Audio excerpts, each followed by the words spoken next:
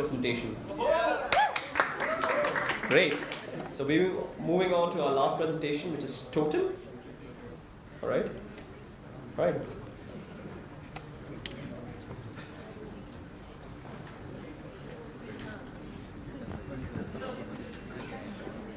My name's Vikas, and I'm from Team Totem.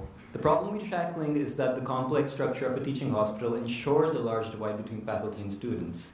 With a batch of about 100 or larger and faculty usually busy clinicians and not easily available, it's hard to allocate proper one-to-one time, so peer groups and seniors end up filling that void for guidance.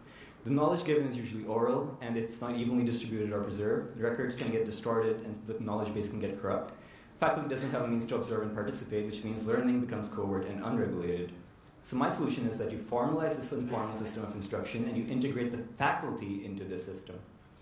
Totemic knowledge is knowledge passed down from one generation to another. In our culture, it would mean, like, say, the personality of a physician, the culture, the books we use, how to organize our routines around clinics, and high-yield compilations of concepts that come up commonly.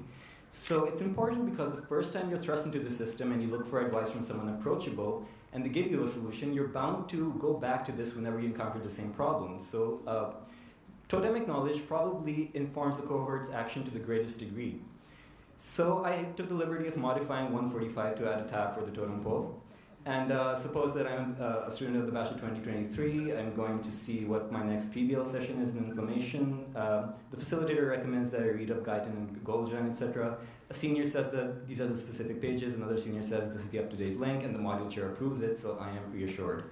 I go check my faculty responses. I had this question on my blood exam, and I was confused about the local application of, say, something that's not quite studied in current literature here. They have given me a source which I can use later on. And if you're a faculty member, you can just check it from your phone on the go and answer questions that need answering, or you can just check your feedback. So the production is simple. You extract all the curriculum data from 145, you patent everything under the domain of AKU, you use web designers to program and implement this online, and you demonstrate it to potential customers. Consumers would be researchers and other medical universities, investors would be educationists, online resource repositories, and AKU, which is the pilot.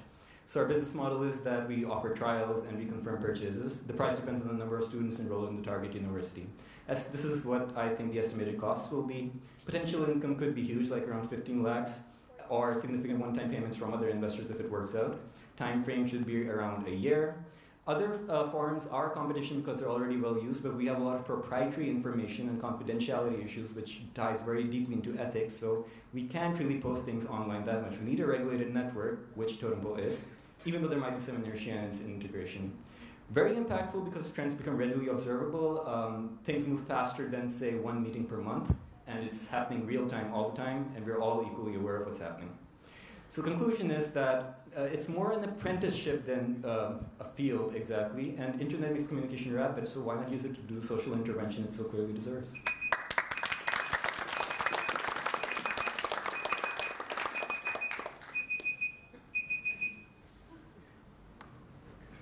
So the model which you showed using 145, that's an integrated model? Since it's all web development, so you can separately code this and put it into 145 if you want, but I read that even though 145 is very reluctant to give out its payment details, but it seems that it is the same thing. You price is per the number of students enrolled in a university. So it was $60 for some American university who was careless enough to reveal it, $60 per student, which comes down to 30 lakhs per month to run that portal on a university platform. So I think if you get rid of that cost going outside and you just funnel it into something you start up on your own, it's much more ludicrous.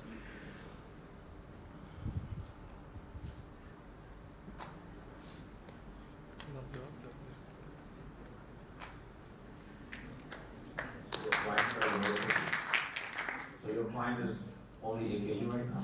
AKU is the owner.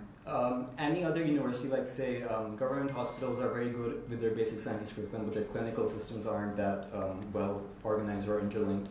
So maybe they would want a specific solution tailored to that, and maybe once this is effectively in place, we can demonstrate how it has been working for us, and they might be interested in pay us on the same business model. You mentioned that you'll have the discussion regulated and moderated by somebody. in terms of the tips, or you plan to let it flow as it does? The faculty sees everything, they answer when they want to. That is moderation.